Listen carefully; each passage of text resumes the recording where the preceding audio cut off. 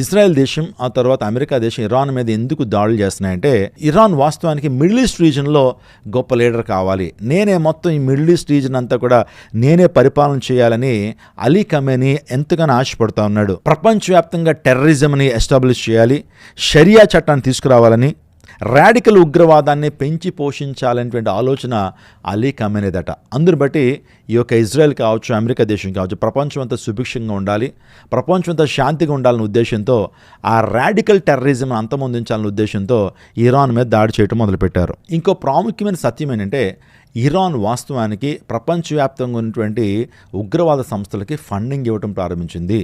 మనకు తెలుసు, ఒమాన్లో ఉన్నటువంటి హైతీలకి ఫండింగ్ ఇస్తుంది ఇరాన్ గవర్నమెంటే.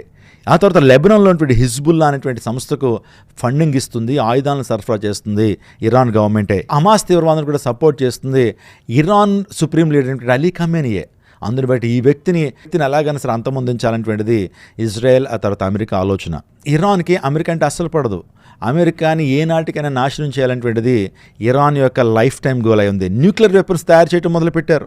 న్యూక్లియర్ వెపన్స్తో కావాల్సిన రా మెటీరియల్ అయినటువంటి యురేనియంని అనేక దేశాల నుంచి ప్రొక్యూర్ చేయడం మొదలుపెట్టారు. అణ్వాయుధాలు ఎందుకు పరీక్షలు చేస్తున్నారంటే, నేరుగా ఇజ్రాయెల్ దేశం మీదకి తీసుకువెళ్ళి ఇజ్రాయెల్ని భస్మీపట్లం చేయాలనేటువంటిది ఆలోచన ఇరాన్ది. అందుని బట్టి ఇజ్రాయెల్ ఖచ్చితంగా జోక్యం చేసుకుంటుంది. వారి దగ్గరే కనుక ఈ యొక్క న్యూక్లియర్ వెపన్స్ ఉంటే ఖచ్చితంగా మా దేశం మీదకి వేస్తారు. అసలే ఇజ్రాయెల్ దేశం చాలా చిన్నదండి.